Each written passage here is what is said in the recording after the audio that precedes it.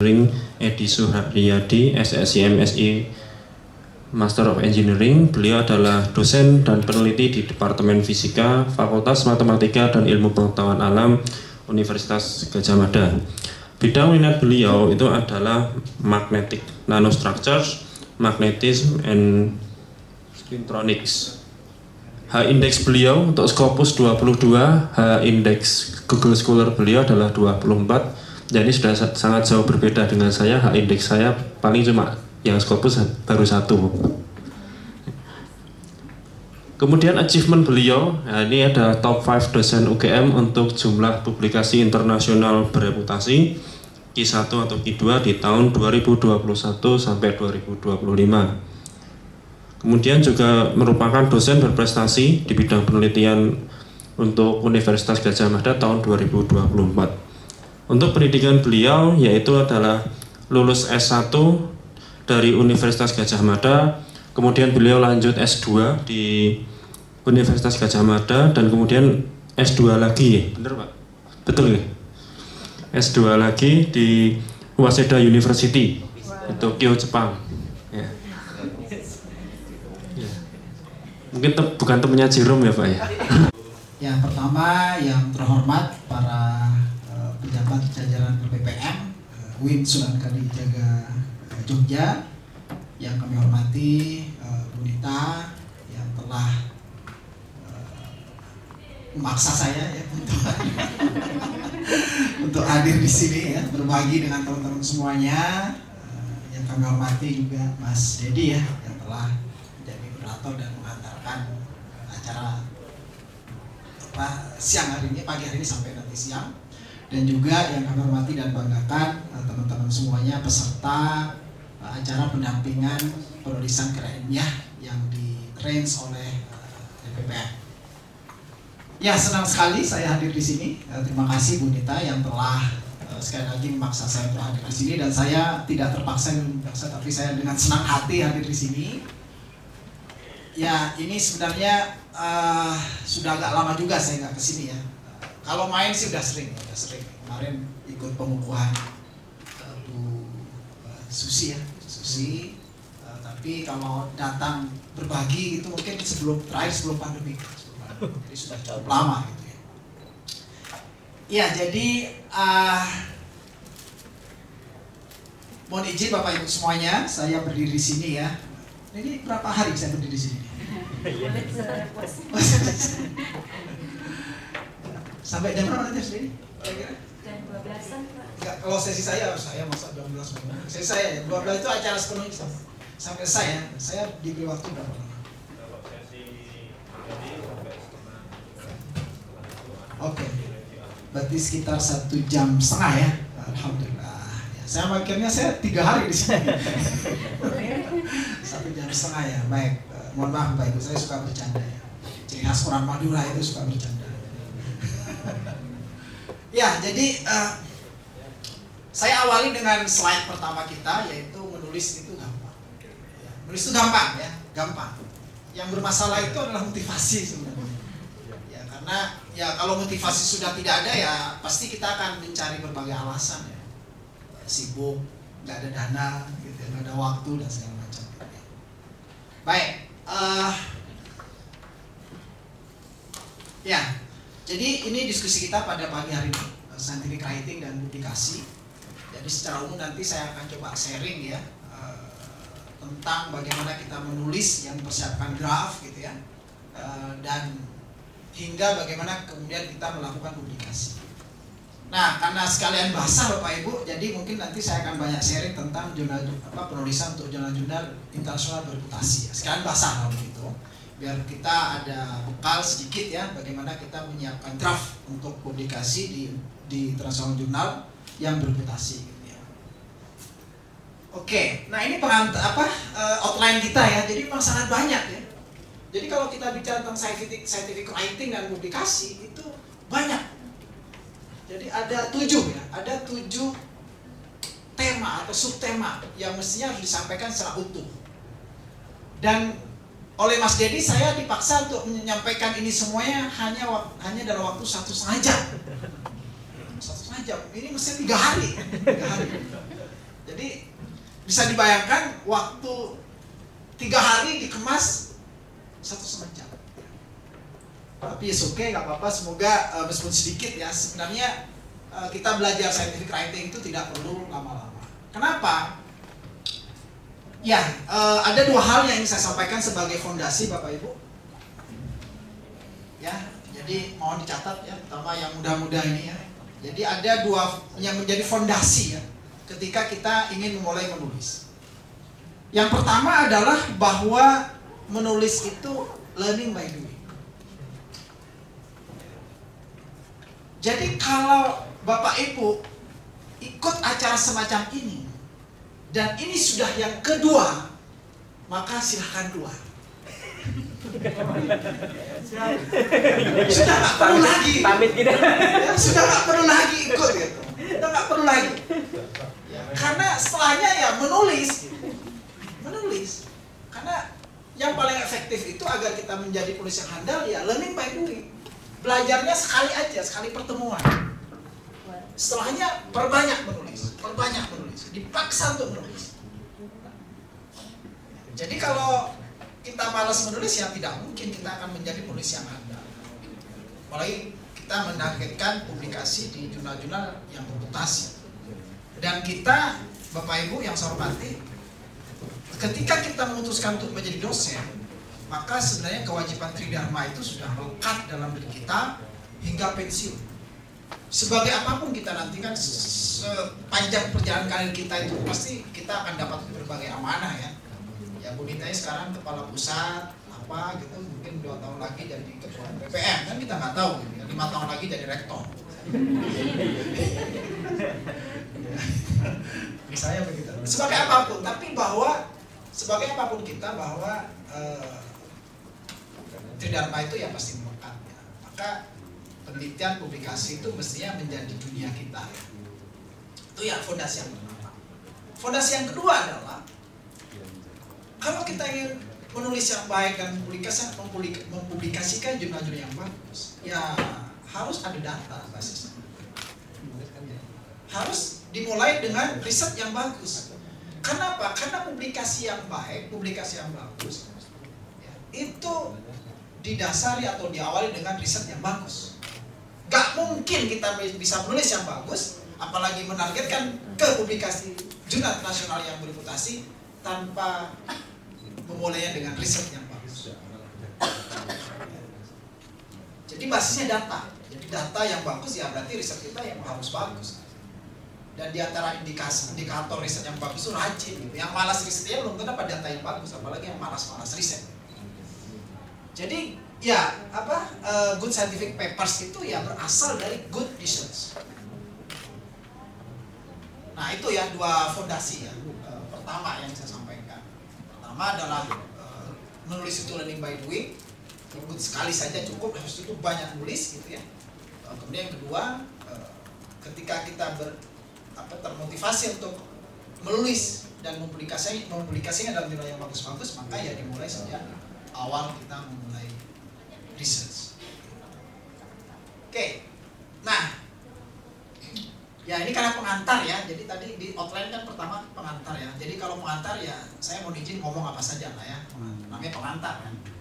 Nah berikutnya mungkin Bapak Ibu sempat melihat atau membaca ya, ada artikel tulisan yang sempat heboh lah ya di sosial media, mungkin kita di grup dosen di-share oleh teman-teman kita atau kolega kita, bahwa ada 13 kampus yang masuk zona risiko riset.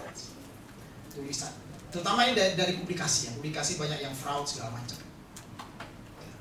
13 kampus, dan itu 13 kampus besar-besar Bapak Ibu.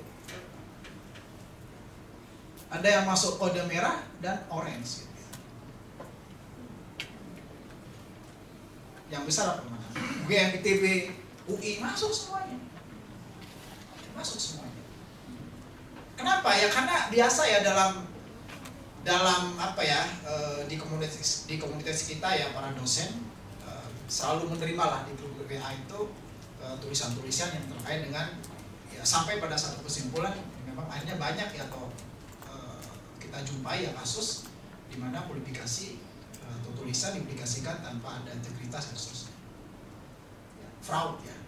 Itu banyak ya di tempat kita gitu ya.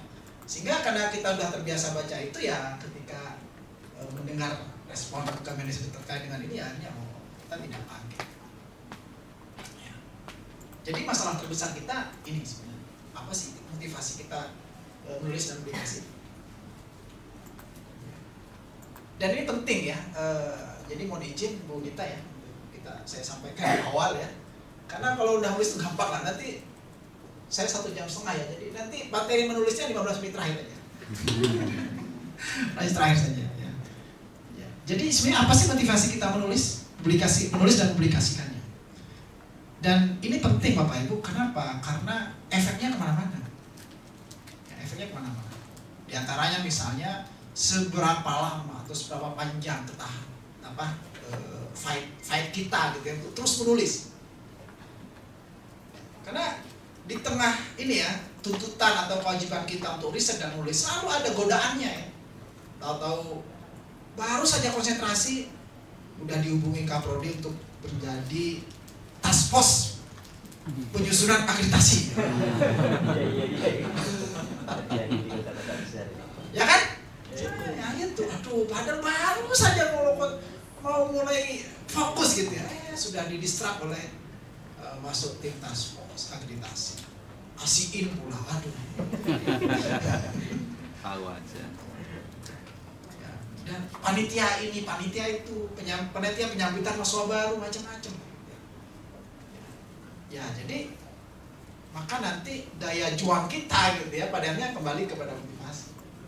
Karena di Indonesia ini ya kita mengakui semua lah ya, terlalu banyak gangguan.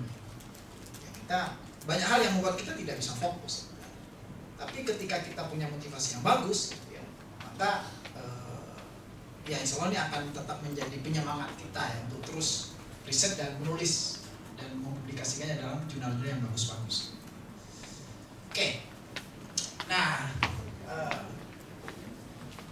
mohon izin ya untuk menyampaikan ini diantara jualan saya sebenarnya, kemana-mana saya selalu menyampaikan slide ini ya. Jadi untuk berbagi ke teman-teman semuanya, ke Bapak Ibu para dosen dan mahasiswa yang mungkin mahasiswa sudah mulai ada semangat untuk melakukan riset dan publikasi.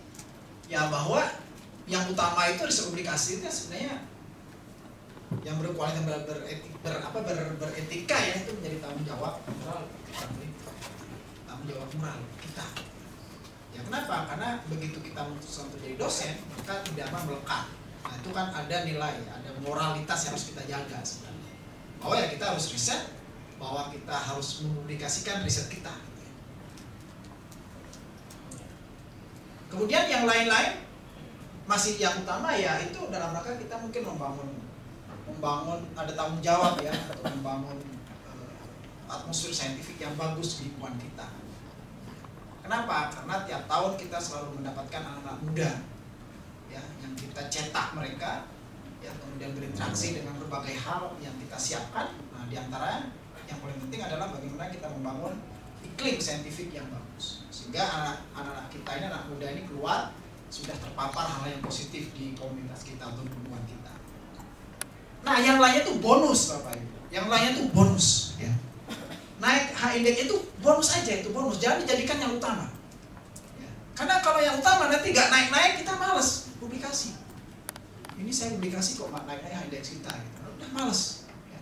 Apalagi naik pangkat lancar itu bonus aja, itu bonus, jangan dijadikan utama ya. Kenapa? Banyak yang akhirnya kita sudah apa ya, misalnya Bapak Ibu nih, kan kita pengalaman, kita udah banyak baca peraturan, ternyata baru mau mulai mengajukan berubah peraturannya, harus belajar lagi, harus ikut sosiasi lagi. Sama lah, kita kan sama-sama tinggal di Indonesia kan, sama lah, kasusnya sama lah, mau di kampus manapun sama gitu. Nah ini kan males, bikin males. Peraturan ini berubah, bukan kita harus baca peraturan dengan detail.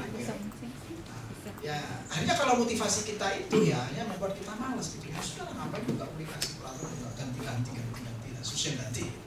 Insentif, penghargaan segala macam dan lain-lain. Nah, itu bonus aja. Ya, bonus gitu ya. Nah, ini diantara bonusnya ya, saya mungkin cerita sedikit gitu ya. Nah, banyak sekali bonus-bonusnya. Ini bonus juga ya. Tadi udah ceritakan Mas Dedi sebagian ya. lulus gitu ya. Nah, ini publikasi saya ya. Jadi di tahun 2025 ya. Kemudian ini beberapa contoh saja ya. Jadi kami menyasar memang untuk publikasi di 1 dan 2. Nah, sehingga pertanyaan, kenapa bisa sebanyak itu ya? Nah, karena saya punya tim. Jadi, dan ini suatu hal yang lumrah sebenarnya ya. Di riset itu, kalau kita bikin tim riset atau grup riset, itu suatu hal yang lumrah ya. Meskipun ada beberapa yang lebih enjoy memilih kerja sendiri, itu is okay, nggak apa-apa. Itu karena pilihan, semuanya pilihan ya.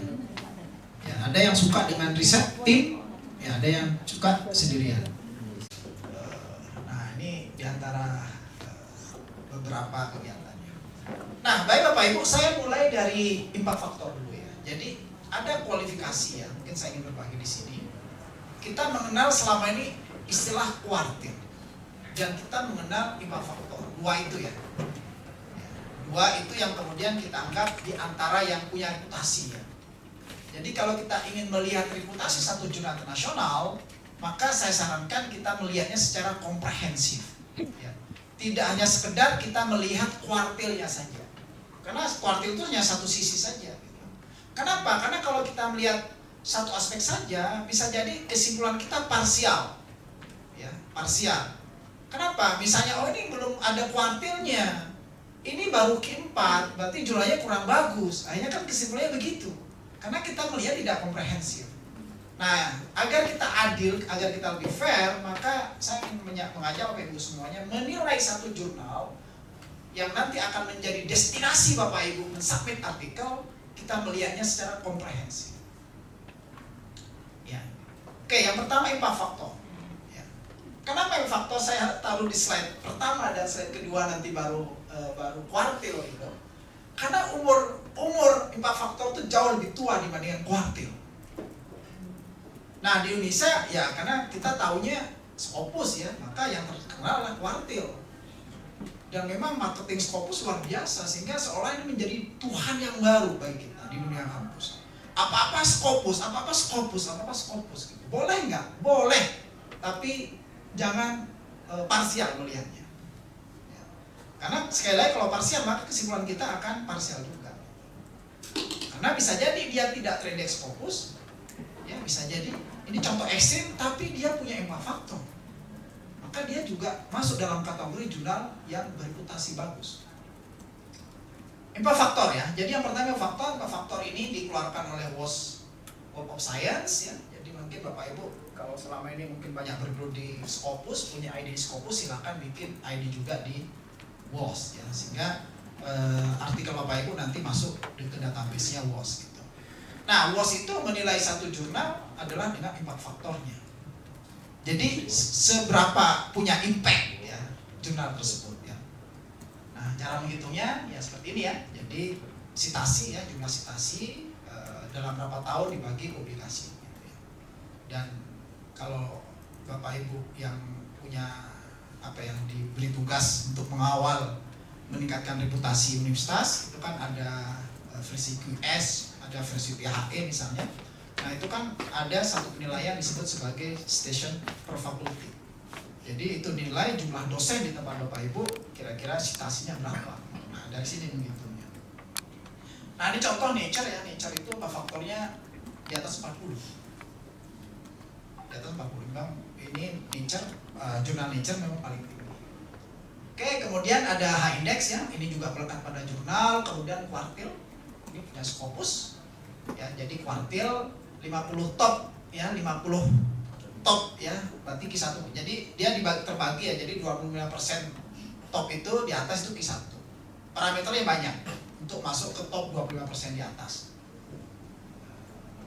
Acceptance rate ya, tingkat acceptance-nya berapa persen gitu. Jadi biasanya jurnal yang kuartilnya tinggi itu biasanya lebih susah. Semakin susah. Mungkin acceptance-nya di bawah 20%. Jadi kalau ada 4 jurnal, 4 artikel mungkin hanya 1 yang lolos. Bahkan ada yang hanya 10% ya, berarti ada 10 artikel hanya 1 yang lolos. Nah, berikutnya ada Q2 ya, terus gitu ya secara gradasi. Yang Q2 berarti top 50%, kemudian Q3 top 75%, dan yang yang terakhir adalah Q4 itu 17 sampai 100%. Ya. Nah, maka kita bisa melihat dengan mudah side score-nya berapa. Nah, ini menjadi salah satu acuan di dalam penentuan kuartil. Jadi kesimpulan Bapak Ibu adalah mari kita melihat reputasi jurnal dari kuartilnya dan juga dari beberapa faktor. Itu mungkin akan lebih adil ya bagi kita. Dan kita sebenarnya kan punya misi lah di kampus ya. Jadi agar auranya itu ya tidak apa-apa Scopus gitu ya. Kampus ini menjadi apa ya? Menjadi semangat kita lah untuk kemudian mempopulerkan yang lain gitu ya. Karena yang namanya monopoli kan tidak bagus. Oke, nah baik. Ini ya, jadi saya awali dari sebelum nanti kita masuk ke scientific writing. Jadi yang pertama adalah bagaimana kita menyiapkan riset. Ketika kita ingin menulis yang baik dan mempublikasikan di jurnal yang bagus, maka dari mana kita mulai? Dari desain riset. Bagaimana kita mendesain riset tersebut? Karena isu yang paling di antara isu yang paling utama di dalam scientific writing adalah novelty. Itu isu yang paling utama, novelty. Keterbaruannya apa? Nah, ketika kita menentukan novelty dalam tulisan, sejak kapan sih dimulai? Sejak desain riset. Jadi ketika Bapak Ibu sudah memulai riset dan sudah jelas positioningnya dan sudah jelas novelty-nya, maka sebenarnya itu gampang. Akan menuang menjadi tulisan itu gampang. Karena mencari novelty itu justru di situ yang menjadi pokok yang menjadi kunci di dalam satu tulisan. Oke, nah pertama saya ingin menjelaskan tentang, ini singkat saja Bapak Ibu ya, tentang good research itu seperti apa sih? Nah, saya kira di kelas atau di pertemuan yang lain mungkin sudah banyak atau sudah sering disampaikan ke kita ya tentang good research itu seperti apa, ya. Jadi ya yang paling penting sebenarnya yang 1, 2, 3, 4 ya, 1, 2, 3, 4. Jadi jelas objektifnya, kemudian rasionalitasnya dan seterusnya.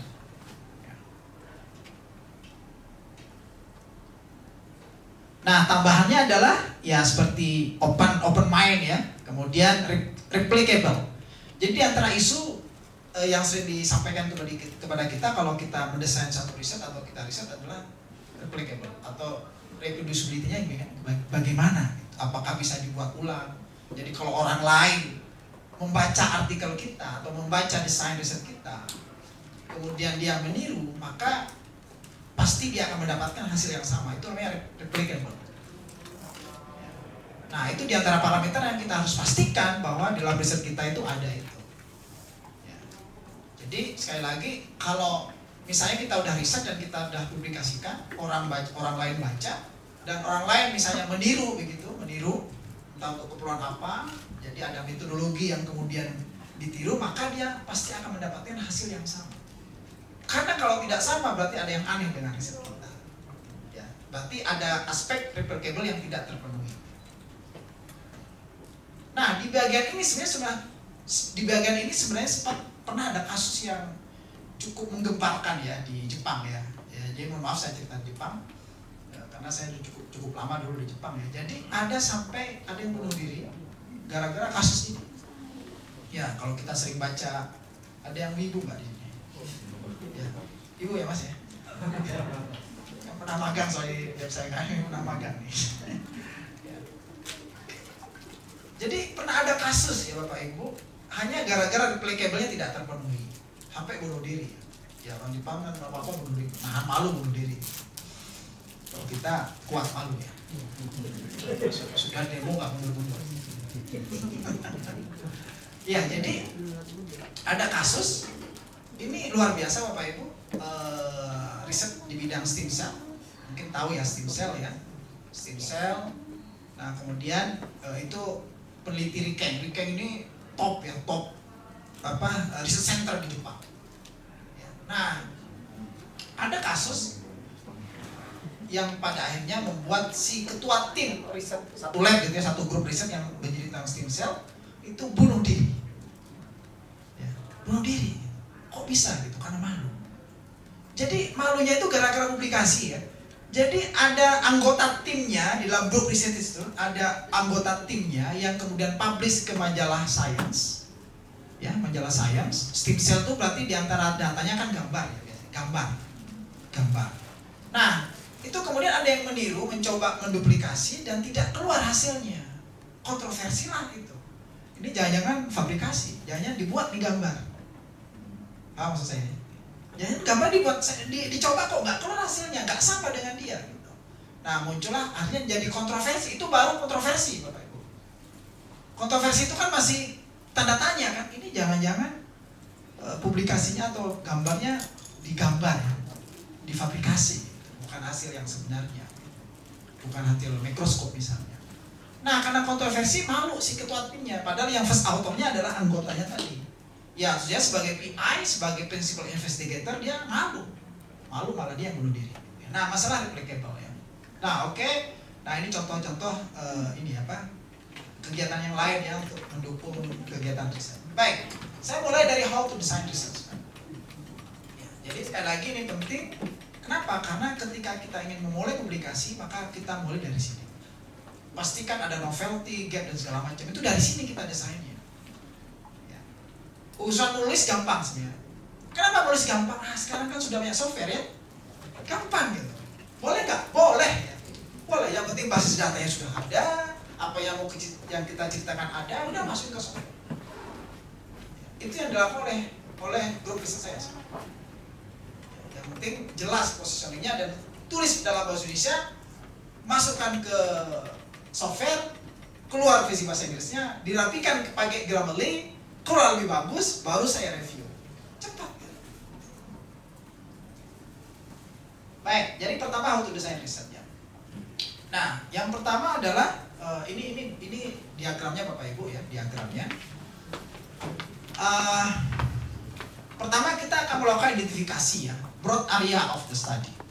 Jadi kalau kita ingin memulai riset, kita harus memfiskan dulu broad area kita yang akan kita pilih sebagai riset kita itu apa. Karena itu akan memandu kita kira-kira tulisan atau jurnal atau artikel apa saja yang harus kita baca. Harus baca Bapak Ibu. Karena kalau baca ya gimana kita melanjutkan bawah-bawahnya. Nah, dari baca kemudian kita memilih select riset topik, kita akan memilih. Nah, ketika memilih select topik itu berarti sudah mulai bunyi gitu temanya gitu ya. Ya, kalau broad area kan masih belum, misalnya psikologi untuk PAUD. Nah, itu kan baru broad area gitu. Anak-anak PAUD misalnya, aspek psikologi gimana, itu kan baru broad areanya. Kalau bidang saya misalnya fisika, material, semikonduktor, misalnya itu baru broad area. Nah, baru kemudian setelah itu kita spesifik lagi untuk memilih topik. Nah, dari topik itu kemudian kita mencari gap-nya. Nah, misalnya ini tidak bisa kalau kita tidak baca ya. Kita baca sampai kita menemukan gap. Bagian mana sih yang bolong, bagian mana sih yang belum diteliti orang. Kenapa? Karena klaim itu yang nanti secara eksplisit akan muncul di dalam artikel kita. Secara eksplisit. Itu namanya mencari riset gap. Ya. Jadi kita baca sekian banyak yang topik beririsan dengan yang sudah kita pilih. Kita baca sebanyak mungkin artikel-artikel terbaru. Nah, dari situ kemudian kita akan menemukan riset gap. Bagian mana sih yang masih perlu diimprove? Bagian mana sih yang belum terlalu populer diteliti? Bagian mana sih yang bolong-bolong yang akan kita isi? Kita tidak usah terlalu muluk-muluk riset itu benar-benar baru, enggak Bapak Ibu, enggak. Semuanya tergantung klaim riset gap. Nah, setelah kita menemukan riset gap-nya, karena riset gap nanti berarti ada solusi itu berarti novelty. Jadi ada lubang yang harus kita isi, kemudian kita propose dengan sesuatu, itu namanya novelty, keterbaruan. Nah, sehingga kata kunci diantara nanti akan berdampak seberapa bagus tulisan kita adalah dua. Yang pertama adalah kita menemukan atau mendefinisikan riset gap-nya, dan kemudian apa yang akan kita propose. Ya, itu adalah novelty. Gap itu kan berarti lubang ya, ada sesuatu yang masih menganga begitu dari penelitian-penelitian yang beririsan dengan penelitian kita, kemudian kita mempropose sesuatu yang akan kita mengisi lubang itu. Itu namanya novelty. Nah, ketika kita sudah bisa mendefinisikan itu dari awal, maka urusan nulis itu gampang. Kenapa jurnal-jurnal kita sering ditolak? Karena kita sering gagal ya, untuk meng-highlight, ya, untuk memberikan stressing, penekanan di mana gapnya dan di mana novelty-nya. Tulisan kita pertama itu gedabrus isinya. Itu semua orang begitu. Tapi begitu masuk paragraf terakhir, nah disitulah kemudian sebenarnya sudah mulai spesifik ide-ide kita akan yang akan disampaikan apa. Oke, dan seterusnya ya, kalau yang sini oke lah ya. Jadi setelah itu baru kita akan eksperimental, hasil data, dapat data dan seterusnya ya. Oke, nah ini saya lewati, ini pekerjaan kita Bapak Ibu. Tidak akan, memang peneliti itu nggak pernah selesai ya. Jadi kita punya tema, riset, nulis, ada problem baru terus begitu ya, tidak akan pernah selesai. Nah, ini sekedar contoh Bapak Ibu, karena di antara yang paling penting bagi kita lah banyaklah baca artikel gitu ya. Karena nggak mungkin kita punya ide kalau yang spesifik, yang jelas novelty kalau kita tidak baca artikel. Banyak platform atau mesin pencari ya yang bisa kita pakai untuk menemukan artikel-artikel. Dan sekarang sudah sangat gampang ya, banyak hal yang research, Springer dan IEEE Explorer juga bisa dipakai dan seterusnya. Oke. Baik, anggap saja eksperimen sudah selesai, sudah dapat data gitu Bapak Ibu, dan sekarang kita start untuk menulis. Itu ya, jadi monggo Bapak Ibu yang masih punya hutang. Tadi sekretaris LPM ya menyampaikan gitu ya, Bapak Ibu ada yang sebenarnya diundang yang punya hutang gitu ya. Sebelum nanti ditagih di akhirat, nanti ditagih di akhirat oleh malaikat. Ini dulu punya janji artikel kan, belum dibayar gitu. Ya. Jadi artinya sudah ada data, tinggal duduk manis saja ya, 2 hari gitu, fokus gitu ya, untuk kemudian memulai menulis. Bahasa Inggris saja dulu, nggak ada masalah. Kalau menargetkan bahasa Inggris, yang kesulitan menulis bahasa Inggris, bahasa Indonesia dulu nggak apa-apa. Ya, bahasa Indonesia dulu nggak apa-apa. Oke, nah kemudian kita pilih kira-kira kita mau sampai kemana? Mau ke proceeding conference, proceeding, ya ini biasanya gampang ya, proceeding tuh gampang lah. Jadi begitu accepted untuk dipresentasikan, ya dipresentasikan itu biasanya akan bisa dikatakan 90% akan accepted untuk masuk ke proceeding. Tinggal nanti proses review dan seterusnya. Tapi kemungkinan besar akan diterima. Ya. Nah biasanya lebih banyak ke pemula lah. Jadi mahasiswa S1 biasanya yang mahasiswa S1 yang ingin punya pengalaman menulis di tulisan atau publikasi internasional, conference dan proceeding mungkin bisa jadi alternatif. Ya namanya juga pengalaman pertama ya. Kemudian yang kedua jurnal paper ya, regular journal. Dan yang terakhir adalah book chapter ya. Nah ini biasanya sudah expert ya. Ya sudah expert. Nah kebanyakan mungkin kita akan memilih yang nomor 2. Kita akan submit artikel ke jurnal, ya regular jurnal, review jurnal dan seterusnya. Oke, ya ini tadi urutannya ya. Jadi kita akan mulai start menulis. Ya, jadi sudah dapat data, sudah eksperimen, tim juga sudah oke semuanya kalau kerja tim gitu ya, kerja tim dan kita akan start untuk menulis. Setelah menulis nanti akan submission dan seterusnya. Kita akan mulai. Oke, apa yang pertama kita lakukan kalau kita start menulis? Nah, ketika kita mulai start menulis, maka secara paralel Bapak Ibu ya, kita menentukan jurnalnya di mana. Jurnalnya di mana? Kenapa? Karena biar kerja kita efektif. Oke, ketika kita menyusun menjadi draft pertama, mungkin draft ini masih bisa beradaptasi dengan berbagai jurnal. Ya. Tetapi ketika kita secara paralel sudah menentukan jurnal apa yang akan kita nanti menjadi tujuan kita untuk submit, maka dari awal drafting atau dari awal kita menulis sudah menyesuaikan layout segala macam dengan jurnal tersebut. Nah di bagian ini pengalaman kami, kebanyakan kita malas membaca. Ya. Guideline itu kan bisa sampai 10 halaman kan? Apalagi kalau jurnal yang bagus-bagus, jurnal yang bahasa Inggris, kita 10 halaman guideline-nya kita baca. Kita malas kadang baca. Terus seperti apa? Ya udah, tanya ke yang senior kita yang sudah pernah gitu. Nggak apa gitu. Tapi intinya adalah putuskan dari awal kita akan submit ke jurnal apa. Nah, sehingga butuh tips, butuh teknik kita mencari jurnal itu seperti apa sih. Nah, ini parameter yang harus kita cek ya untuk pastikan jurnalnya. Ini yang Bapak Ibu harus pastikan. Ya, jadi anggap saja di kepala sudah ada draft, di kepala ya. Di kepala sudah ada draft, kemudian kita udah mulai menyusun, mungkin sudah 30-40% gitu ya. Drafting gitu ya, dan secara paralel kita juga sambil baca-baca jurnal yang akan kita pilih. Nah, maka parameternya ini. Yang pertama adalah scope. Scope ini penting. Ya, scope ini penting. Saya ingin berbagi rahasia ya, hanya untuk ruangan ini saja. Ya. Ya. Jadi saya menjadi penilai PAK nasional. Banyak yang gagal karena scope, publikasinya out of scope. Mungkin sudah publikasi tapi out of scope. Karena itu bagian yang nanti dicek oleh penilai. Ya, penilai. Jadi substansi. Oke, kenapa scope ini penting? Yang pertama, untuk memastikan bahwa kita submit ke jurnal yang tepat. Karena kalau salah Bapak Ibu, itu tidak perlu direview. Langsung editor akan menolak. Ya, jadi mungkin Bapak Ibu ada yang pengalaman ya, submit terus ditolak. Itu prosesnya ada dua tahap Bapak Ibu ya. Pertama, begitu Bapak Ibu submit artikel ke jurnal, itu sampai ke tangan editor. Editor itu membaca cepat, dia membaca cepat. Yang paling pertama kali dia akan cek adalah scope-nya. Kalau udah scope pasti akan ditolak.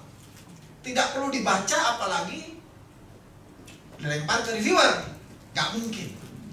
Pasti akan ditolak. Maka pastikan scope-nya sesuai. Nah, jurnal itu pasti men-state scope-nya apa.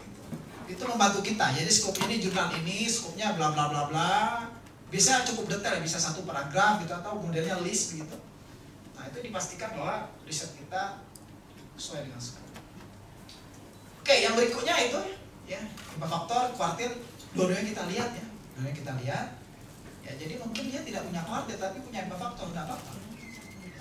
Enggak apa-apa. Ada juga sebaliknya ya. Kuartilnya bagus tapi dia tidak punya impact faktor, itu juga oke. Tapi intinya kita coba membangun mindset dari sekarang untuk melihat reputasi jurnal dia dua-duanya. Oke, kemudian yang ketiga itu ya, tipe ya, artikel tipe jadinya sampai salah tipe ya, maka kalau satu pasti akan ditolak ya.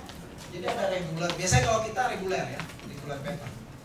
Karena kalau tipe seperti letters, review, communication, brief note itu dibatasi jumlah halaman, dibatasi jumlah artikel, kemudian macam-macam lah. Nah, banyak kita yang bisa nulis sekenyangnya gitu ya, pokoknya nulisnya sekenyangnya gitu.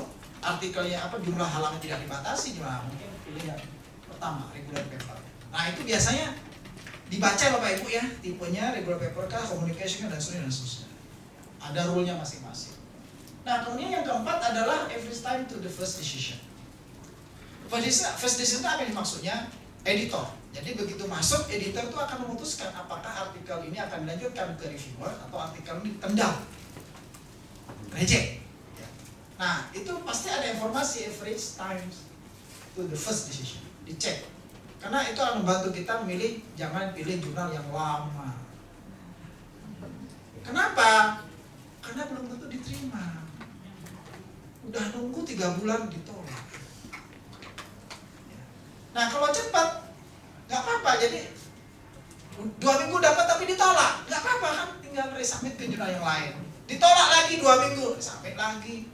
Ya, pengalaman saya Bapak Ibu dengan mahasiswa S3 itu terbanyak pernah ditolak sampai 18 kali. Jadi kalau hanya sekali 2 kali biasa, jangan langsung down gitu, ditolak. Biasa. 18 kali mahasiswa S3 itu terbanyak ya. Submit, ditolak gitu ya. Ya kita resubmit, karena kalau ditolak editor kan alasannya paling out of scope, alasannya paling novelty nggak jelas. Berarti kan tidak perlu membongkar substansi kan, nggak perlu membongkar substansi, paling ya kalau out of scope ya tinggal pilih jurnal yang scope-nya tepat gitu ya. Atau kalau novelty yang nggak pas ya berarti kita nambah mungkin di bagian introduction 2-3 kalimat, kita highlight. Kita merasa sudah ada novelty, kenapa? Karena riset ini desain dari awal sudah ada novelty-nya. Ya, tapi kadang kita gagal menuliskan itu di dalam artikel. Ya, kita tulis. Ya. Artinya pekerjaan-pekerjaan itu kan hanya sehari, 2 hari, 3 hari selesai. Sehingga submit lagi. Seminggu dapat kabar dari ditolak, submit lagi, biasa. Ya. Jadi mohon diingat Bapak Ibu di ruang ini jadi saksi ya. Jadi kalau Bapak Ibu hanya baru itu ditolak 5 kali, oh narasumber hari ini ditolak sampai 18 kali. Ya, jadi jangan langsung sakit hati Bapak tuh dendam sama editornya gitu ya. Biasa Bapak Ibu Bapak. Ya biasa ya. Yang ditolak pacar kan mungkin biasa kan. Dulu ditolak berapa kali? Sudah punya istri kan sekarang? Ya. Dulu ditolak berapa kali? Nah, itu kan tanya. Tapi hidup tetap harus dilanjutkan gitu kan? Nah, gitu. Yang terima kita. Oh, ya, baik. Jadi sekali lagi cek Bapak Ibu ya, yang average time-nya dicek. Karena itu sangat membantu baik kita ya, terutama bagi yang baru pengalaman untuk jurnal yang bagus-bagus. Karena begitu tolak, sampai lagi itu waktunya cukup cepat ya. Dan jangan yang lama ya, sebulan 2 bulan tapi ditolak kan. Kenapa? Karena double submission tidak boleh. Double submission tidak boleh. Ya. Jadi submit nih jurnal A, wah nunggu lama, submit jurnal B, itu tidak boleh. Haram. Kenapa? Dampak paling nanti ditolak ya. Itu karena pelanggaran ini ya, pelanggaran etika kan itu. Pelanggaran etika. Ya, karena itu masuk ke kode etik. Nanti di akhir ada kode etik ya. Nah, dampak paling besar adalah kita di blacklist di jurnalisme.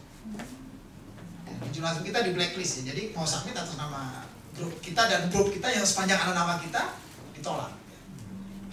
Oke, kemudian how to submit artikel ya, ini ada yang detail harus dibaca juga Bapak Ibu karena ini penting ya. Jadi jangan sampai kita ditolak gara-gara tidak sesuai ininya template-nya, formatnya. Padahal isi jurnal kita bagus, tapi ditolak karena nggak sesuai. Jadi bagaimana menuliskan citasi misalnya pakai nomor atau pakai nama. Itu hal yang sederhana, tapi ya kadang itu membuat jurnal kita, artikel kita ditolak. Gitu. Ya kemudian mungkin ada limit halaman, ya itu bisa dicek di. Nah terakhir publication charge, ada APC atau tidak? Ya tentu kita akan cari yang gratis ya. Ya. Pertama cari yang gratis jauh lebih banyak daripada berbayar. Justru jurnal mayoritas itu hybrid. Hybrid itu berarti ada yang open access, dia menyajikan 2 opsi ya. Hybrid itu menyajikan 2 opsi, open access berarti berbayar ya kalau kita pilih opsi itu, atau subscription berarti gratis ya. Nah maka kita pilih yang jurnal subscription yang hybrid. Kenapa? Karena kita akan memilih yang subscription ya, berarti kita tidak bayar. Open access itu gini Bapak Ibu, kenapa sih kita harus bayar? Karena reader, para pembaca itu bisa mengakses secara gratis tulisan kita. Nah, kenapa dia gratis? Karena kita sudah bayarin. Nah, itu namanya berbayar. Ya. Jadi makanya open access mayoritas kan berbayar. Kenapa? Sekali reader, para pembaca artikel yang misalnya kita submit ke jurnal yang open access dan harus berbayar. Karena para reader, para pembaca itu sudah secara gratis dia baca, maka open access. Kenapa gratis? Karena kita udah bayar. Kita yang bayar. Penulis yang bayar. Nah sebaliknya subscription berarti kita nggak bayar, tetapi orang yang membaca harus bayar. Maka kita pilih yang subscription. Jadi ya, karena kalau yang open access kan mahal-mahal ya Bapak Ibu ya, mahal. Apalagi kena agensi ya sekarang. Dulu sampai tahun lalu di UGM itu memfasilitasi, kan kadang ada jurnal kita memilih open access karena memang tidak ada pilihan yang lain. Jurnal tersebut open access. Itu dibiayai sampai 60 juta open access. APC-nya ya, publication charge-nya. Tahun lalu bisa sampai 2-3 kali saya ngajukan. Tahun ini hanya dibatasi sekali, efisiensi. Ya. Jadi satu orang dosen hanya dibiayai APC-nya sekali, gitu ya, sekali gitu. Ya sudah gitu. Gak apa-apa, kita cari yang gratisan. Oke, Bapak Ibu, ini prosesnya ya. Jadi tadi sebenarnya sudah saya ceritakan juga. Jadi begitu sudah selesai menulis segala macam akan kita submit. Nah submit itu ya berarti akan masuk ke editor akan baca cepat. Kalau menurut editor itu oke, terutama novelty-nya dan scope-nya oke, maka dia akan lempar ke reviewer.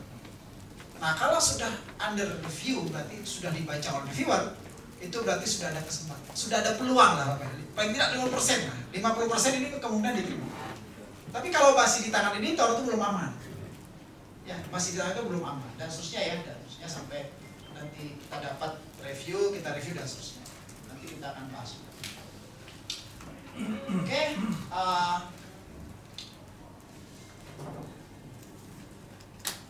nah ini perbedaan ya, perbedaan antara apa sih beda full article, publication segala macamnya. Jadi sekali lagi kebanyakan kita, mayoritas kita mungkin kita akan memilih full article, ya artikel, regular artikel atau sejenisnya. Kita tidak akan memilih yang short communication, review dan seterusnya. Oke. Nah sekarang sudah ya. Nah, kita lihat sekarang struktur artikel itu seperti apa. Nah, secara umum ya, secara umum nih Bapak Ibu, secara umum biasanya ya dari judul, kemudian abstrak, introduction, metodologi dan seterusnya sampai daftar pustaka. Itu secara umum ya, tapi jangan kaget kalau ada sedikit jurnal yang mungkin bolak-balik ya. Metodologi di belakang itu biasa. Maksudnya kita jangan kaget, ada jurnal yang begitu. Seperti scientific report, yang mungkin Bapak Ibu pernah baca, scientific report itu tidak biasa ya strukturnya. Scientific report jurnal yang cukup bagus ya, karena dia punya ya afiliasi dengan dengan Springer dan dengan Nature. Oke, nah secara umum nih Bapak Ibu ya, jadi strukturnya bisa kita bagi ya. Yang pertama adalah yang disebut sebagai title page, halaman judul. Ya, jadi halaman judul itu ada judul, title page ya, title page itu. Jadi kalau Bapak Ibu kan misalnya gini, mungkin pernah Bapak Ibu publikasi submit ke satu jurnal, kemudian diminta untuk mengirim dokumen title page-nya. Terutama di jurnal-jurnal yang double blind. Ya, double blind. Jadi biasanya dia akan minta dokumen satu file khusus yang itu title page. Title page itu apa isinya ya? Judul, berarti judul ada afiliasi, nama segala macam, dan abstrak dan keyword. Ya. Oke, saya barusan menyinggung tentang double blind dan single blind. Apa sih bedanya? Mungkin Bapak Ibu pernah mendengar ya, ada single blind, double blind. Single blind itu adalah, jadi jurnal ada yang menganut single blind, ada yang menganut double blind. Itu jurnal, itu rule dari jurnal. Ya. Single blind itu berarti reviewer itu tahu ini yang direview tulisannya siapa, tahu. Jadi misalnya saya submit ke jurnal nih, kemudian sampai ke reviewer baca artikel saya di review kan. Nah, reviewer kan tahu nama saya, oh ada ini penulisnya Edi Soyadi, bla bla bla gitu. Itu namanya single blind. Kenapa? Karena saya tidak tahu siapa yang mereview. Minimal itu, karena konflik of interest harus dihindari. Reviewer tahu siapa yang nulis, oke, nggak ada masalah. Tapi saya penulis tidak boleh tahu saya yang mereview. Itu menjaga konflik of interest. Nah itu single blind. Kalau double blind sama-sama nggak tahu. Sama-sama nggak tahu. Ya, sama-sama nggak tahu. Itu berarti reviewer juga nggak tahu ini siapa sih, artikelnya siapa. Kemudian ya penulis juga nggak tahu siapa yang mereview. Itu double. Apa butanya dua. Gitu ya. Nah biasanya kalau double blind berarti artikelnya harus kosong Bapak Ibu. Tidak boleh ada nama. Judul langsung abstrak terus isi. Nggak boleh ada nama afiliasi, dikosongkan. Terus editor taunya dari mana? Kan gitu ya. Dari title page. Editor taunya dari title page ya. Title page-nya editor akan minta harus ditulis lengkap, karena itu yang akan sampai ke editor. Tapi yang sampai ke reviewer adalah file langsung. Oke, kemudian berikutnya introduction, method dan research discussion. Nanti ada ada di bagian akhir ya, itu ada kesimpulan, acknowledgement. Ya, acknowledgement jangan lupakan Bapak Ibu ya, kita harus mengapresiasi yang ikut berkontribusi, memberi dana segala macam di acknowledgement. Dan BPM misalnya, UIN memberikan dana ke kita, nah, di script ya, di acknowledgement, terima kasih author, terima kasih atas pendanaan segala macam. Itu di acknowledgement. Kemudian daftar pustaka, reference, dan juga supporting material. Jadi ada beberapa jurnal yang meminta supporting material. Ya. Misalnya, ya lampiran lah kalau tempat kita ya. Oke. Nah ini struktur secara umum ya. Kalau tadi kan isinya ya. Ini kenapa model piramida? Ini ada maknanya. Introduction Bapak Ibu, itu modelnya piramida terbalik. Ya, piramida terbalik. Kemudian kita ada metodologi, kita akan cerita apa yang kita kerjakan secara detail A sampai Z-nya. Setelah itu apa? Kita akan menuliskan result in discussion. Result in discussion strukturnya piramida tegak. Apa maksudnya? Jadi Bapak Ibu kalau nulis nih, pastikan jadi gini. Bagian paling sulit ketika kita nulis artikel adalah introduction. Itu bagian paling sulit. Ya. Kalau metodologi gampang, kan metodologi tinggal menuliskan apa yang kita kerjakan.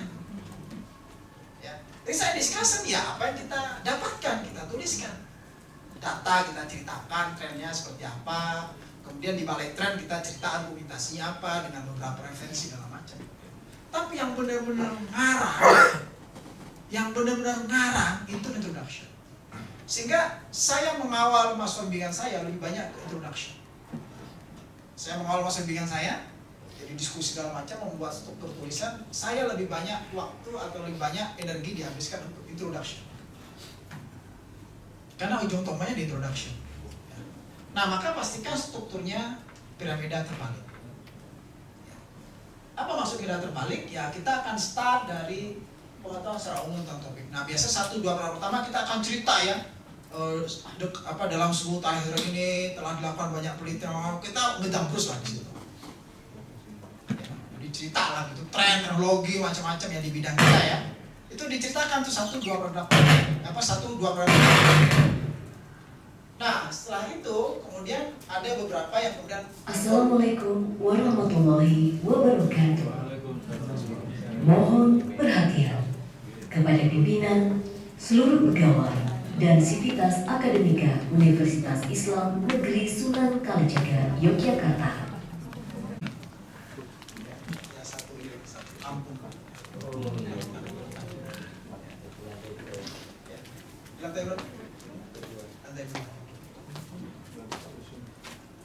Baik, kita lanjutkan sini ya.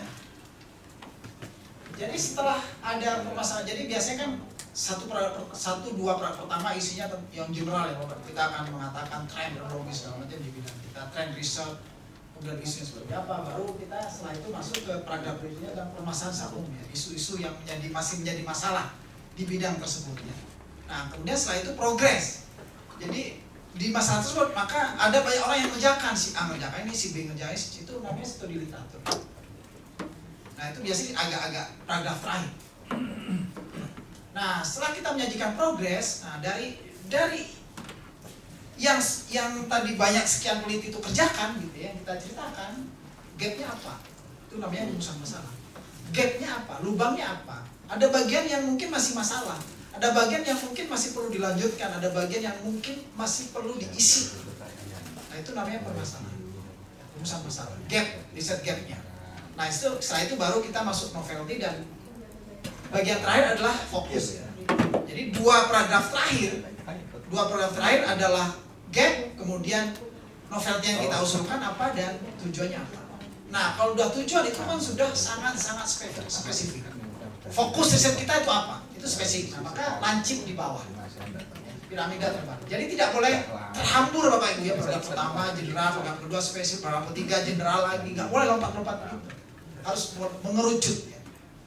Kemudian metodologi, dan ketika kita masuk ke hasil pembahasan, hasil kita itu kan spesifik.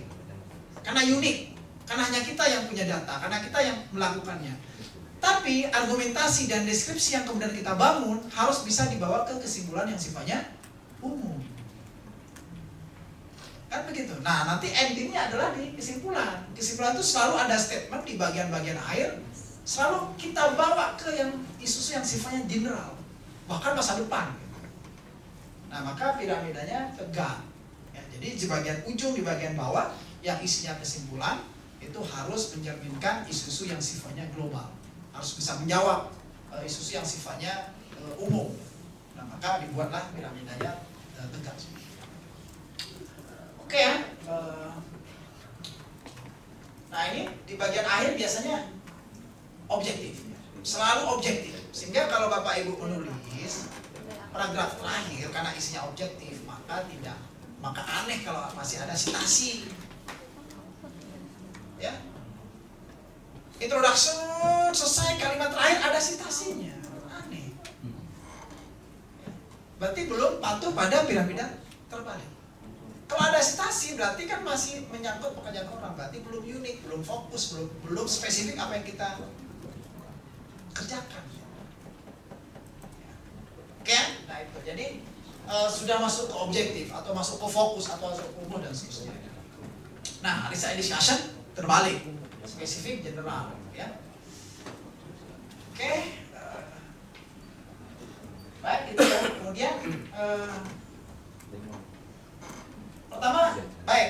Jadi kurang lebih strukturnya seperti itu ya Bapak Ibu. Kita sekarang bedah dari satu persatu. Dari judul. Judul itu jangan terlalu panjang. Jangan terlalu panjang dan jangan juga terlalu pendek ya. Yang sedang-sedang saja gitu ya. Ya. Nah, ini ya. Jadi judul itu ya jangan terlalu panjang ya. Kemudian pastikan dia bisa menjawab ini ya judul itu. Jadi kalau kita brief, kita ringkas riset kita itu dan masih di summary, nah itu bisa terbaca dari judul. Terbaca dari judul. Judul harus merepresentasikan apa yang kita kerjakan. Oke ya, kemudian hindari penggunaan singkatan ya, hindarilah. Jadi bla bla bla dalam kurung apa gitu, hindari. Tapi kalau ada istilah yang sudah sangat populer, cukup ditulis singkatannya. Apa misalnya DNA kan orang sudah pada tahu. Maka ya sudah DNA gitu, nggak usah tulis singkatannya, perpanjangannya apa. Tapi kalau istilah teknologi yang kita pakai kepanjangan atau singkatan kepanjangan tadi belum populer atau hanya bidang kita yang tahu, ya sudah tulis kepanjangannya, tidak perlu di dalam kurung singkatannya. Ya, judul itu hindari yang begitu. Ya, termasuk yang lain-lain lah ya, lain-lain. Oke. Kemudian ini contoh ya, contoh. Jadi seperti yang bawah ini terlalu panjang. Kadang dulu sampai 4 baris gitu ya. Terlalu panjang. Di guideline biasanya sudah ditulis. Oke, kemudian ya ada beberapa kaidah yang mungkin nanti bisa dilihat. Ini tergantung jurnalnya. Oke, yang berikutnya penulis, authorship. Nah, kita ini banyak kasus di sini. Ya, di Indonesia lah ya, tentang authorship. Ya. Jadi, apalagi nanti dikaitkan dengan kenaikan pangkat gitu ya, harus first author gitu ya, padahal ini penelitian mahasiswanya, yang mahasiswanya, nah, itu gimana? Ini harus disikapi dengan arif dan bijaksana. Jadi tolak ukur apa Pak? Integritas. Itu saja. Ya, integritas harus kita jaga. Kita boleh nggak sih menulis sebagai first author riset mahasiswa? Boleh. Yang penting kita memang kontribusi tulisannya maksimal. Jangan mahasiswa yang suruh nulis gitu ya, dia ngedrafting. Ya kita first author. Kalau kita ingin menjadi first author, ya kita yang ngedraft. Meskipun itu hasil penelitian mahasiswa, nggak apa-apa. Nah, sehingga memang yang paling aman adalah ya udah mahasiswanya tulis kita sebagai penulis belakang, koresponding. Nah, urutannya Bapak Ibu tentu saja first author dia yang paling banyak kontribusinya ya, di dalam data eksperimen. Kemudian dia yang ngedraft saja, itulah first author. Ya, yang nulis, yang persiapan tulisan itulah first author. Nah, nanti ada second author dan seterusnya, yaitu tergantung kontribusinya. Bisa jadi tulis kedua, ketiga, 4 dan seterusnya itu kontribusi sama. Mungkin dia tidak punya kontribusi dalam tulisan, oke, tapi dia punya kontribusi dalam pengambilan data, maka kita masukkan. Ya. Mungkin punya kontribusi di dalam diskusi gitu ya, memberikan banyak masukan ke kita, ya mungkin kita bisa masukkan. Jadi tidak ada aturan 2, 3, 4 dan seterusnya itu gimana materi, enggak. Mungkin 2, 3, 4, 5 dan seterusnya itu sama kontribusinya. Bisa jadi begitu. Nah, baru nanti di belakang, ini belakang itu paling keren sebenarnya. Koresponding. Ya. Di banyak jurnal, meskipun ini tidak pasti semua jurnal begitu, tapi di mayoritas jurnal yang last author itu atau koresponding itu yang sebenarnya paling bagus ya. Karena dia bertanggung jawab dia. Oke. Ya, ini ya. The last itu the most senior person, pembimbingnya. dia yang bikin proposal, dia mencari dana, mencari funding, mendapat pendanaan, ya itu kan ya, corresponding. Sehingga Bapak Ibu kalau sudah cukup senior ya, saya termasuk yang cukup senior ya, nggak usah berebut-rebut first author lah gitu. Justru kita banyak last author lah. Apalagi kita PI ya, PI itu principal investigator ya. Artinya kita yang mencari funding, kita yang mendapatkan dana, saya yang punya ide, kita yang bertanggung jawab atas riset itu. Kemudian kita delegasikan kan riset kita ke mahasiswa kan. Tapi yang bertanggung jawab kan kita sebenarnya, para dosen, pembimbing. Nah, kita distribusikan ya sudah, si A ngerjakan, nanti dia dapat data bagus dulu, ya si A jadi first author. Kita jadi last author aja atau corresponding author dari sebelah. Ya karena ini ya patokannya. Jadi dia yang nulis proposal, dia senior dan sebagainya. Oke, ya ini contoh lah ya. Nah, mesti ya itu pembimbing yang mungkin punya ide, itu penulis terakhir ya. Oke, ini contoh di antara ini waktu saya S3 misalnya, ya saya dulu S3-nya di Jepang ya, maka itu nama orang Jepang. Ya, saya first author, ya karena ya saya meneliti, saya dapat data, saya mendraft gitu ya. Nah, kemudian masing-masing dua nama setelahnya itu punya kontribusi, saya tanya-tanya, diskusi segala macam. Nah, yang terakhir itu bos gitu ya, yang kepala leader dalam grup riset terakhir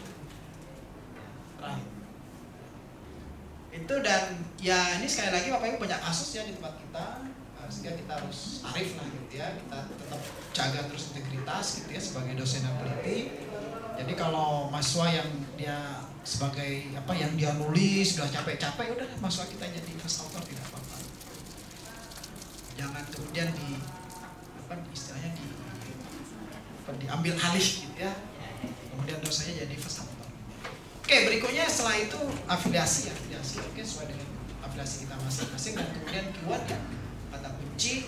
Kata kunci ini apa sih tujuan kata kunci? Kata kunci tujuannya untuk memudahkan orang ketika dia mencari maka yang dicari oleh mesin pertama kali adalah kata kunci.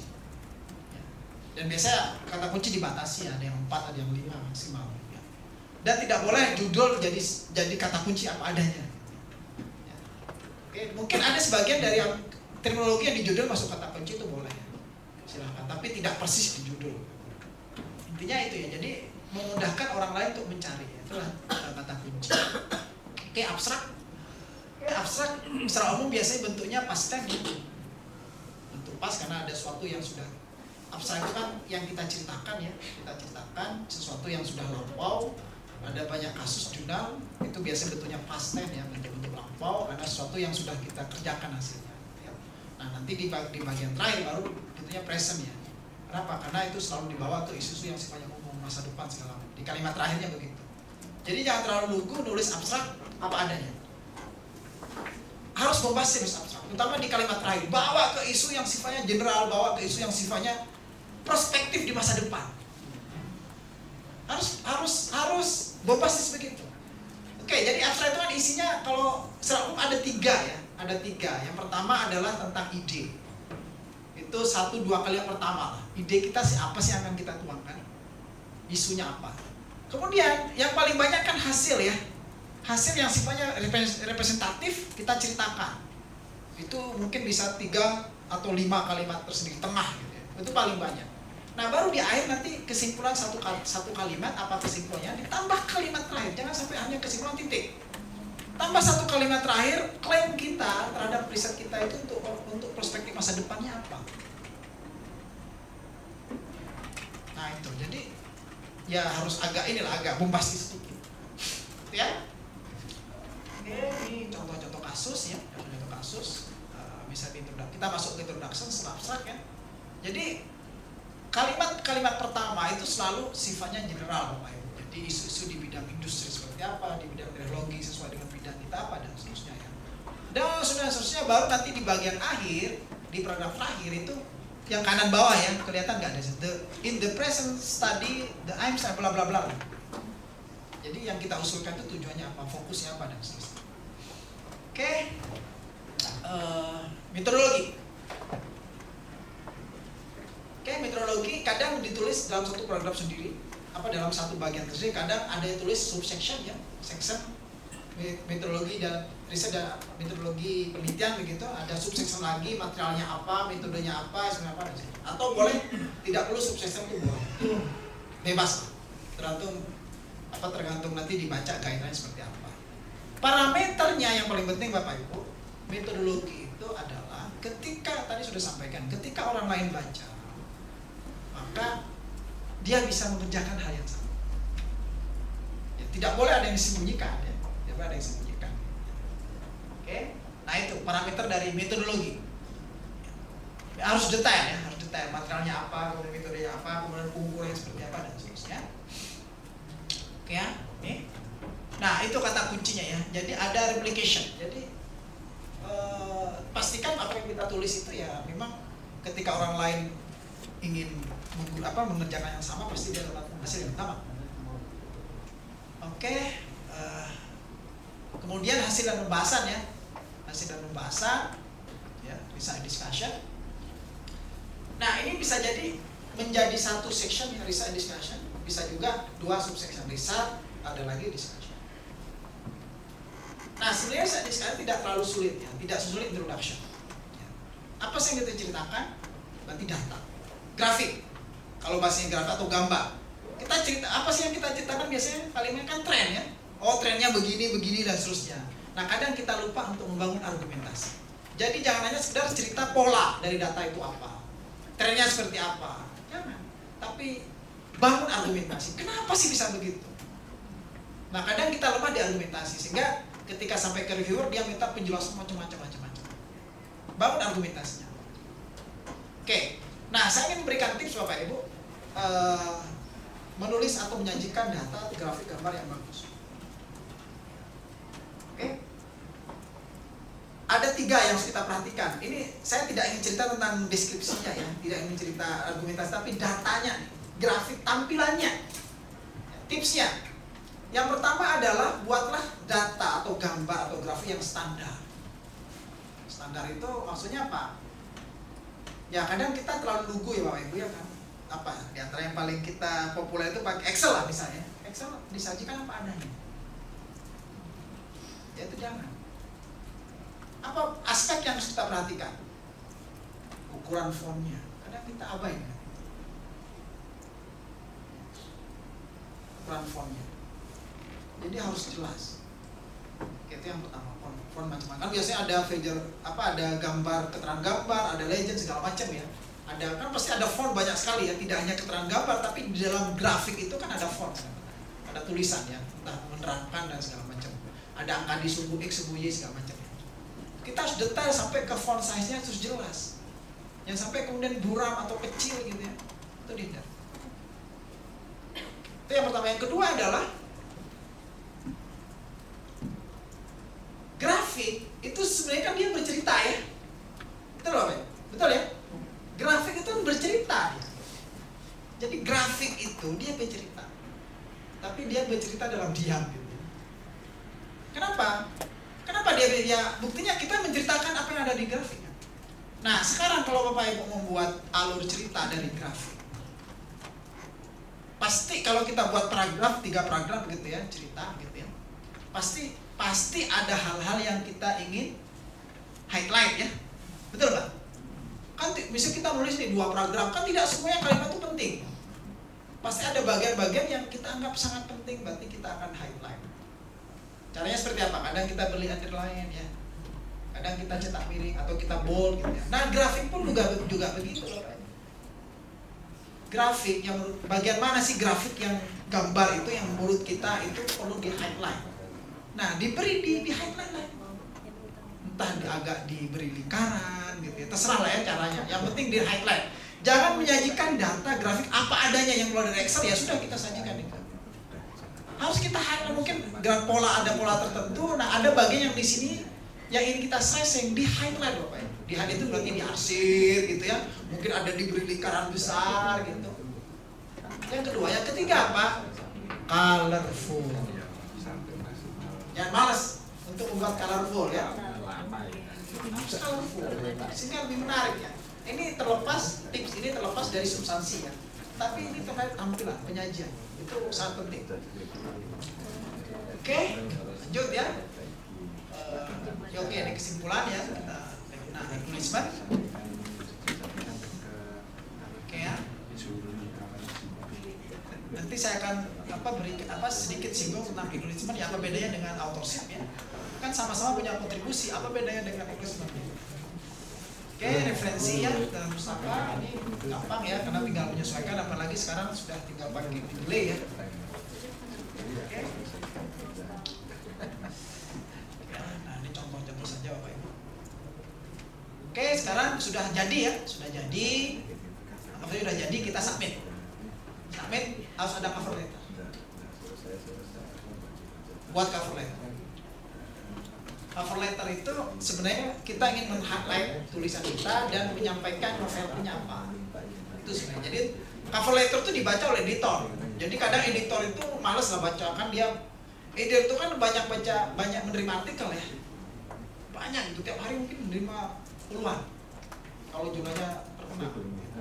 Nah, kadang dia satu hari harus menyelesaikan satu tulisan, itu kan terlalu berat. Maka cover letter itu membantu editor ya. Sebenarnya artikel kita itu isinya apa sih? Di cover letter isinya adanya. Maka cover letter itu isinya itu ya, jadi highlight, novelty, ditulis saja. Maka biasanya cover letter hanya satu paragraf ya, hanya satu halaman. Isinya apa, judulnya siapa, judulnya apa, penulisannya apa, baru kita masuk ke paragraf kedua, isinya adalah novelty-nya apa. Nah, itu membantu editor ya mengetahui atau mencari novelty. Kemudian ada statement conflict of interest, harus dipastikan ada. Kadang ada dokumen terpisah, kadang masuk di artikel. Jadi artikel itu ada di bagian bawah conflict of interest. Ya. Yang pasti harus ada statement conflict of interest. Oke, dan seterusnya ya. Dan seterusnya kurang lebih itu kemudian kita submit. Itu ya. Dan oke, anggap saja editor meloloskan, masuk ke reviewer. Nah, reviewer akan baca ya. Apa sih yang akan dilihat oleh reviewer? Ya, tuh. Ya. Yang dilihat pertama kali itu saja adalah itu ya. Jadi hipotesis apa, kemudian original atau tidak gitu ya. Jadi nanti kaitan dengan novelty, kemudian argumentasi jelas gitu ya, penyajiannya baik. Maka tampilan itu harus dijaga di antaranya ya. Oke, nah maka ini ya. Novelty dan penyajiannya bagus ya. Penyajian bagus itu ada dua aspek Bapak Ibu. Secara substansi, argumentasi yang tertata dengan baik. Kemudian secara tampilan, full color segala macam tadi juga baik. Novelnya jelas, maka centangnya dua ya. Yang kanan atas. Nah, itu udah pasti lolos ya. Ya, udah pasti lolos. Oke, kita lewatin saja. Nah, kemudian oke ya, setelah di review, kemudian dapat feedback dari reviewer pasti akan memberikan ini ya. Lanjut Mas Ed. Kak Tuan, sehat. Oke. Nah, kemudian reviewer akan mereview gitu, pasti akan ada masukan lah dari reviewer. Tapi kalau novelty dan penyanyi udah bagus, pasti akan lolos ya. Hanya tinggal tambahan-tambahan saja. Kembali kita, kemudian kita memperbaiki. Nanti kita membuat, paling tidak kita akan melakukan dua. Yang pertama kita melakukan revisi pada artikel. Bagian revisi kita highlight, kita blok warna kuning segala macam. Itu dokumen pertama, dokumen manuskrip yang sudah revisi, dan dokumen kedua adalah respon terhadap reviewer. Dibuat point by point. Jadi reviewer ada dua reviewer, satu tuh poin pertama dia minta ini, kita jawab. Oh sudah dipenuhi di halaman sekian. Poin kedua, oh ini novelty-nya nggak jelas. Oh sudah di highlight di halaman sekian. Udah, itu membantu reviewer untuk baca. Itu namanya dokumen respon to reviewer comment. Itu siapkan dua-duanya sama ya, udah accepted. Oke, setelah accepted, ya udah nanti akan publish gitu ya. Nah, udah tinggal itu menjadi promosi kita ya, membangun reputasi. Maka orang lain akan mengenal kita melalui tulisan kita, melalui publikasi kita. Ya, nah, sehingga kita share, bisa share lah kemana-mana Bapak Ibu ya, di share di LinkedIn, ya kalau Gen Z mungkin harus punya IG kan. Minimal kita punya dua sosial media Bapak Ibu ya, IG dan LinkedIn ya. Jangan punya Facebook, kalau Facebook itu kayak udah generasi old gitu ya. LinkedIn dan inilah dan Instagram gitu ya, kita share gitu ya. Apalagi LinkedIn itu bagus ya. Jadi yang belum punya LinkedIn silakan bikin LinkedIn. Karena itu untuk promote ya, promote profesionalisme kita. Jadi kalau kita dosen peneliti, aspek profesionalisnya apa ya, dari capaian publikasi. Nah itu kita bisa mempromote di LinkedIn. Nanti akan terkoneksi dengan orang-orang yang beririsan. Kalau IG kan enggak kan? Kalau IG kan nanti koneksinya ke ini ya, ke para influencer dan segala macam gitu ya. Oke, tapi ya buat sharing juga oke lah, ya. Oke, ini terakhir Bapak Ibu tips ya, kiat-kiat gitu ya. Oke, ini ya. Pertama tulis bahasa Indonesia ya. Bahasa Indonesia nggak apa-apa, susah dulu. Bahasa Indonesia, kemudian pakai translator. Software maksudnya pakai Google Translator, oke, nggak ada masalah. Selama ini mahasiswa saya juga kerjanya begitu. Jadi kebanyakan kita anggap saja kita kurang mahir dalam nulis langsung bahasa Inggris ya. Itu bahasa Indonesia. Masa bahasa Indonesia nggak bisa, pasti bisa lah. Ya. Oke, kemudian setelah itu baru masuk ke Grammarly. Grammarly, karena Grammarly itu yang akan menata lagi dengan sangat baik. Ya. Grammarly itu langganan 2,5 juta setahun. Tidak mahal. Bisa dipakai bareng-bareng. Bisa pakai bareng-bareng. Nah, kalau mahasiswa saya udah habis nih, nggak langganan Grammarly, dia bahkan membeli jasa Grammarly di Tokopedia. Nah. Shopee banyak gitu. Ya. Kemudian setelah Grammarly apa? Proofreading. Nah, proofreading bisa agak mahal ya, agak mahal. Ya. Proofreading itu biasa nanti kalau udah inilah, kalau sudah disubmit aja dulu, biasa nanti reviewer akan minta di proofread. Proofreading bisa agak mahal, karena proofreading itu biasanya yang baca bukan mesin ya, tapi dibaca oleh native ya, nanti perbaikan kadang mereka langsung diperbaiki sama dia. Nah, kampus bagus tuh kalau punya jasa proofreading. Ya, ini Bu Nita ya. LPM punya proofreading itu bagus. Kalau Grammarly nggak usah lah. Grammarly itu dosen suruh langganan sendiri. Mungkinnya kan UIN banyak kan. Gitu ya. 2,5 juta setahun. Itu dipakai bareng-bareng. Urunan 10 dosen gitu ya. 10 dosen udah 250 setahun loh Pak. Nah, kalau proofreading mahal ya. Jadi itu harus kampus yang langganan. Nah, artinya apa? Artinya sebenarnya bagi kita itu yang paling penting itu ya hanya risetnya gitu. Risetnya yang paling penting. Karena kalau udah urusan nulis itu bahasa Indonesia pun oke, nggak ada masalah. Oke, cukup ya. Nah, sekarang harus tambahan ada cek plagiarisme ya, itu tambahan lah, wajib itu. Cek similarity plagiarisme. Karena itu nanti di step-step berikutnya pasti akan diminta gitu ya. Oke ya, saya kira itu ya. Udah jam 11 juga.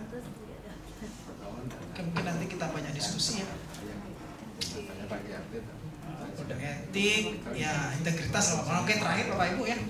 Saya ingin menjelaskan sedikit tentang authorship dan apa bedanya. Jadi authorship pada dasarnya first author oke lah tadi saya ceritakan. Kalau second penulis kedua, tiga, empat itu mereka basisnya kontribusi.